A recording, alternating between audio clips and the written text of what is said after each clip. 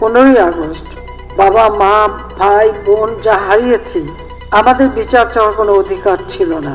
কিন্তু আওয়ামী লীগ যখন সরকারে এসেছে তখনই এই বাংলাদেশের উন্নতি হয়েছে।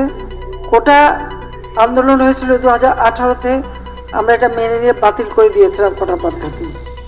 পুরো জুন মাস চলে গেল। জুলাই মাসের 7 তারিখ থেকে হঠাৎ দেখি আবার কোটার জন্য আন্দোলন, যখন কোটা পদ্ধতি নাই আর আন্দোলন না, সেখানে দেখা গেল ঝাঁকে ঝাঁকে সব জড়ো হয়ে যাচ্ছে। তাদের এক দফা দাবি ছিল কোটা সংস্কার, সেই যে দাবি করেছে সেই দাবি সংস্কার করে দেওয়া হলো, কিন্তু সেই সংস্কার করে দেওয়ার পরেও তাদের আন্দোলন থামে না, দাবি থামে না।